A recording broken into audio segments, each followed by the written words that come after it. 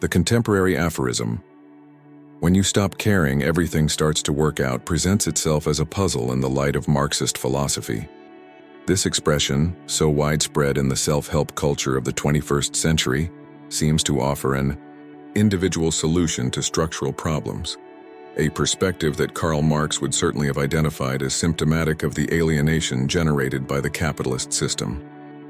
This essay seeks to investigate how Marx would interpret these cultural characteristics, revealing the contradictions underlying this apparent popular wisdom.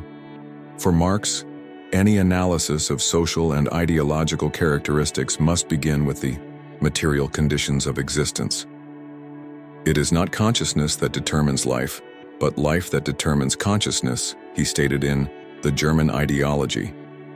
Therefore, the popularity of a maxim that promotes despair as a path to success cannot be understood without first examining the economic and social conditions that produce it and that are reinforced by it. The first aspect that Marx would identify in this phrase is what we can call the commodification of detachment. In late capitalism, even strategies of psychological resistance to the system are transformed into commodities. Detachment, which could represent a form of contestation against consumer values, becomes a product to be consumed through self-help books, personal development seminars, and content on social media. The capitalist system demonstrates a remarkable capacity to absorb and neutralize its own contradictions. As Marx observed in Capital, capitalism is a system that constantly revolutionizes its means of production, including ideological production. Thus, criticism of excessive materialism is co-opted and transformed into yet another opportunity for profit. The detachment promoted by the phrase, "When you stop caring, everything starts to work out," is not detachment from the capitalist system or its logic of exploitation, but rather detachment from class solidarity, political awareness, and collective engagement. In Marxist terms, it is a form of false consciousness that hides alienation under the guise of individual liberation. Marx devoted a large part of his economic philosophical manuscripts of 1844 to the analysis of the alienation, Entfremdung, caused by the capitalist system. For him, alienation manifests itself in four main dimensions: alienation from the product of labor, from the labor process, from human nature, and from other human beings. The idea that stopping caring would lead to success presupposes a tacit facilitation of this alienation, as if the problem were the excessive emotional connection with work, with social relations, or with the injustices of the system, and not an alienating structure in itself. This inversion is precisely what Marx would call ideology, a set of ideas that mask and legitimize relations of domination. The despair proposed by maximum evidence is not a path to authentic freedom, but an adaptation to the state of alienation. For Marx, true human emancipation required not individual despair, but the collective overcoming of the material conditions that produce alienation. One of the fundamental characteristics of Marxist thought is the dialectical understanding of the relationship between the individual and society. Class struggle is not a matter of individual choice, but an objective reality determined by the relations of production. In this sense, the maxim, "When you stop caring, everything starts to work out," represents an ideological inversion that transfers responsibility for structural problems to the individual. In the 18th Brumaire of Louis Bonaparte, Marx states that men make their own history, but they do not make it according to their own free will, in situations chosen by themselves, but in situations immediately encountered, given and transmitted. This fundamental principle of historical materialism is denied by the logic underlying the scientific aphorism, which suggests that a change in individual attitude would be enough for material information to be transformed. The ideology of detachment acts here as a form of depoliticization. By suggesting that success depends on the degree of individual carelessness, it obscures the power relations and class contradictions that structure capitalist society. The problem is not caring too much, but rather the systematic exploitation of labor by capital. The notion that everything starts to work out when one stops caring implicitly carries a promise of success that harks back to the myth of meritocracy. Marx would denounce this promise as a form of mystification. In capitalism, individual, success is not determined by psychological attitude or merit, but primarily by class position and access to the means of production. Despair elevated to supreme value functions as a fetish, in the Marxist sense of the term. Just as commodity fetishism conceals the social relations behind products, so detachment fetishism conceals the power relations behind individual success trajectories.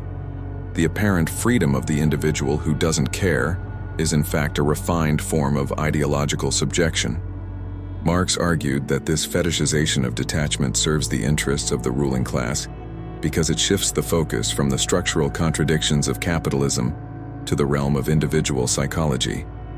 The exploited worker is invited to not care about his or her condition, instead of recognizing it as a product of historically determined social relations that can be transformed by collective action.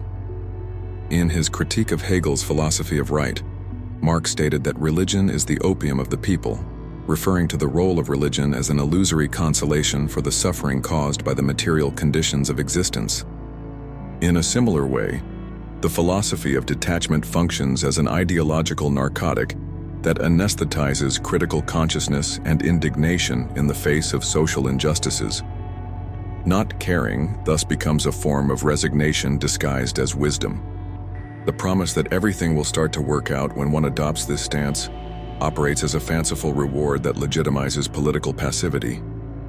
It is significant that this ideology flourishes precisely in periods of crisis in capitalism, when the contradictions of the system become more evident and the need for ideological masking intensifies.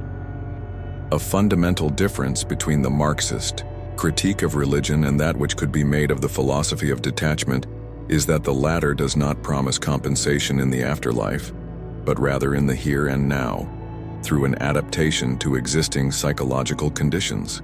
It is an ideology perfectly suited to late capitalism, which no longer needs the promise of posthumous rewards to legitimize itself. Perhaps the most directly contradictory aspect between Marxist thought and the maxim, "When you stop caring, everything starts to work out," lies in the conception of praxis. For Marx, praxis, conscious transformative activity, is what defines the human essence. In his Theses on Feuerbach, he states that philosophers have only interpreted the world in different ways. What matters is to transform it. The philosophy of detachment, on the contrary, promotes a form of passive adaptation to existing situations. To care means, ultimately, to abdicate the transformative capacity that characterizes the human being as a historical being. It is a surrender to social contradictions disguised as personal improvement. Marx would see this attitude not only as a form of alienation, but also as a denial of humanity itself, insofar as humanity is defined by the ability to deliberately transform nature and social relations.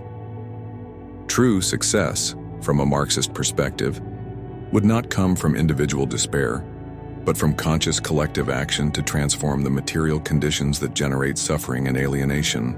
The popularity of the maxim, "When you stop caring, everything starts to work out," is not an isolated factor, but part of an ideological complex characteristic of capitalism in its current phase. If Marx were alive today, he would interpret this trend as a symptom of the intensification of the contradictions of the capitalist system. In late capitalism, the intensification of exploitation and precariousness of work occurs simultaneously with the therapeutic discourses of self-help and individual well-being. This apparent contradiction is, in fact, a complementarity.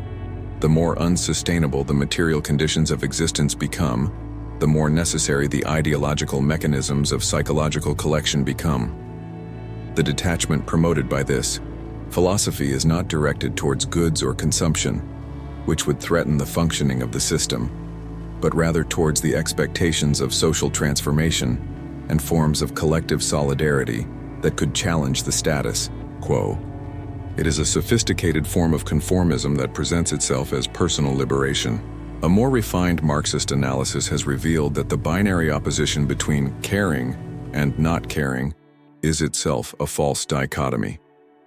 What matters is not simply the degree of emotional investment, but the object and direction of that investment.